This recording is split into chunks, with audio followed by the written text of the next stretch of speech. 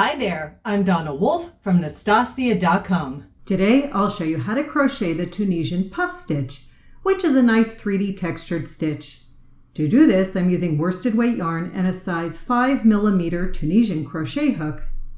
To begin our sample pattern, we're going to chain 24, or any multiple of 5 plus 4. Our first chain already contains a loop in it, so technically that's loop number 1. We'll insert our crochet hook into the next chain and all other chains on this starting chain and draw up a loop. Once completed, we'll first start with the chain 1. Then all other loops will be removed by making a yarn over and then taking off 2 loops.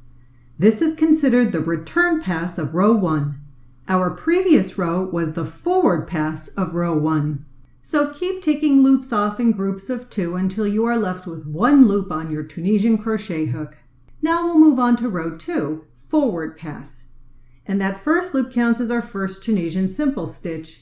So we will begin the process of drawing up loops in the next 3 stitches using the front bar only, which is what is considered the Tunisian simple stitch. And I'll have 4 loops on my hook once completed. Now we're going to move into the actual puff stitches. If you take a look at our previous row, you'll see we have many places to put our stitch. We're going to use the Tunisian knit stitch method to make our puff stitches. To make puff stitches, we'll make a yarn over, insert our hook, and then draw up a loop. We'll have made a total of 3 of these yarn overs, inserting our hook and drawing up loops. One puff stitch will have 6 loops contained within it, once completed. To make it easier for you to see on the next return pass row, I'm going to put a stitch marker in between the last puff stitch and the new puff stitch I'm making, which also has the 6 loops due to the 3 yarn overs and drawing up of new loops on my hook. Now we go back to the 4 Tunisian simple stitches made over the front bars of the next 4 stitches. You'll insert your hook underneath the front bar and draw up a loop. These Tunisian simple stitches are what separates the puff stitches and helps with the 3D effect. Then I go back to the 2 sets of puff stitches again. These are made in the next stitch using the Tunisian knit method of inserting the hook almost through the loop instead of in the front bar as before. Each puff stitch will consist of a yarn over, insert hook, and draw up loop 3 times. I'm separating the puff stitches with a stitch marker to make it easier to see, but you don't have to do this when you make your sample. And you can see my 2 sets of puff stitches made here. As you move on, you'll make the 4 Tunisian simple stitches again. And then once those are completed, you'll do your 2 sets of puff stitches. Continue with this pattern across the row, alternating 4 simple Tunisian stitches with 2 sets of puff stitches. We're going to do the return pass for row 2.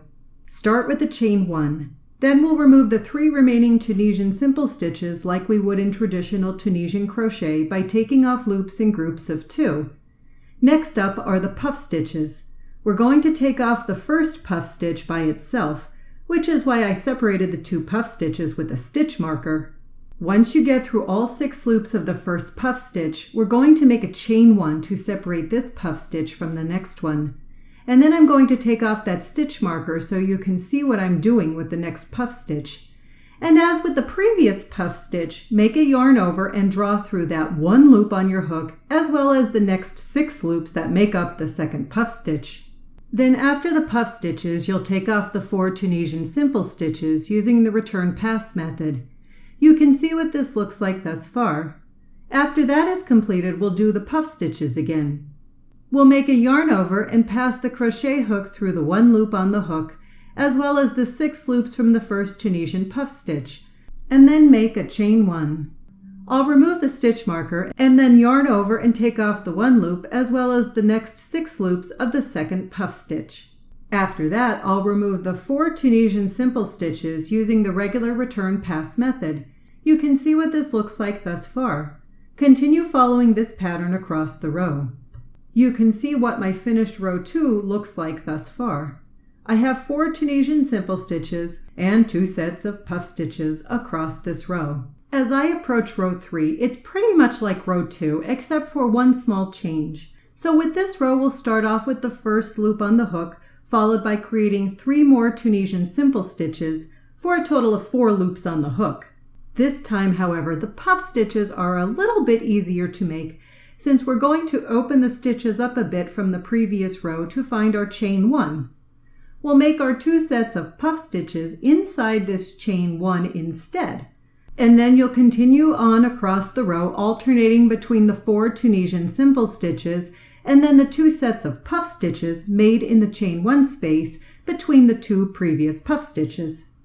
The return pass for this row is just like we did for row 2.